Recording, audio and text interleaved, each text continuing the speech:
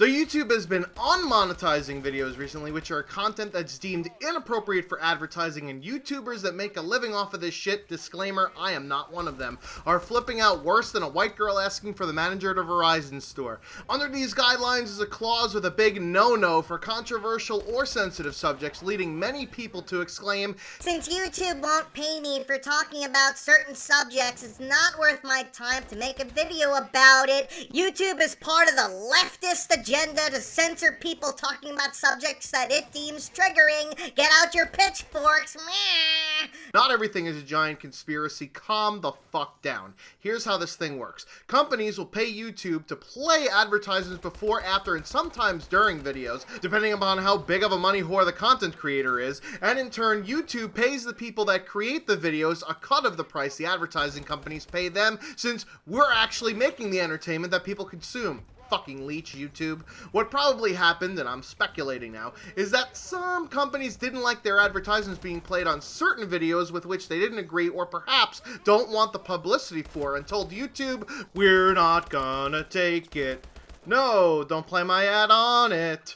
We're not gonna play ads anymore." It seems really fucking stupid to me that YouTube would knowingly miss out on advertising money, so that's why I'm theorizing that it's coming from above them, aka the ad agencies. In the same way that the music and the film industry was gonna sue the ever-loving fuck out of YouTube for copyright infringements, and now we've got that automated copyright flagging system, ad agencies are probably threatening to pull their money away unless YouTube cleans up its act, and thus a new system in place that I'll touch on later. It's the only thing that makes any logical sense. I'm sorry that you, content creator, have been reaping the benefits of sucking the corporate cock without having to have the jizz in the back of your throat this entire time, but it makes complete sense that companies only want to sponsor people that aren't fucking liabilities. This is a perfectly understandable thing. As somebody who's created music before, I don't want my songs to be used for products which I don't agree with or for causes I don't believe in.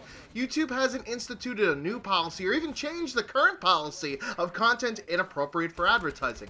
However, YouTube has now actually given a way for content creators to appeal this designation because they were not flagged before in this manner. Great! Another system which puts the onus on the people actually making the stuff that keeps them in business. G fucking G. So you mean to tell me that prior to this system that was just currently implemented, people had no idea their videos weren't being monetized due to falling into this category? This seems like a much huger issue than finally actually notifying people of what was going on and allowing them to appeal it. I mean, how can I trust YouTube to pay me the correct amount for the content that I'm producing and the revenue I'm generating for them, knowing that they've been hiding this information this entire time? That's some Hillary Clinton level sleazy shit right there. Hashtag I'm with her, hashtag notorious HRC.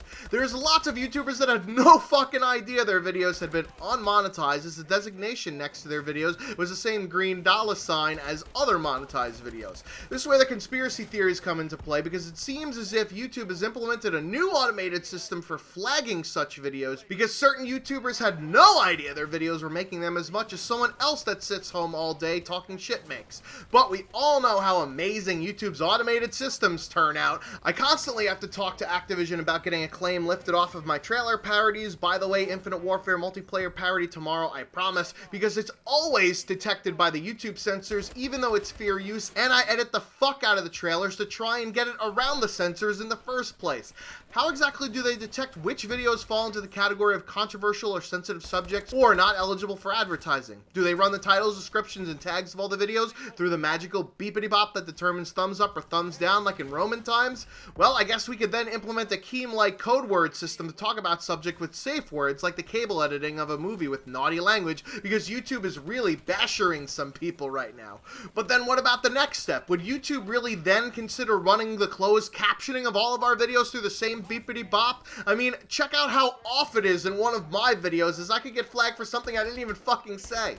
That is amazing. But it happens to him again here on Combine. Check this shit out. He throws over the trip mine, bloop, bangs him right upside the fucking head for that kill. So is YouTube pseudo-censoring content creators that do this for a living by putting their more meaty videos on this do not ad list? Yes and no. Think about how advertising works for every other medium. How many sponsors have stopped backing Ryan Lochte after the shenanery that he pulled in Brazil? If you do shit that people who financially support you don't agree with, then you're gonna have your employment or contract terminated. Same principles apply here to advertisement revenue. The wrinkle in this situation, however, is that the advertisers do not directly interact with the brand that you put on your YouTube channel. They go through YouTube as a middleman.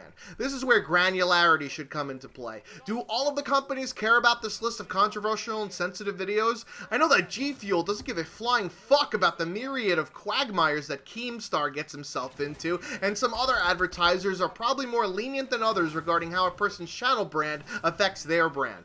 Not to mention, if I'm an advertising company, I want my ad to be shown before videos that are getting a lot of attention because Triple C, controversy creates cash. More eyes equals better return on my investment. There's no such thing as bad press, all that other nonsense. Additionally, as a content creator, I should be able to blacklist companies from putting ads on my video. As an atheist, I don't want a Chick-fil-A or Hobby Lobby ad. As a liberal pussy, I don't want a Donald Trump ad. And as a person with taste buds, I don't want an Applebee's ad on my videos.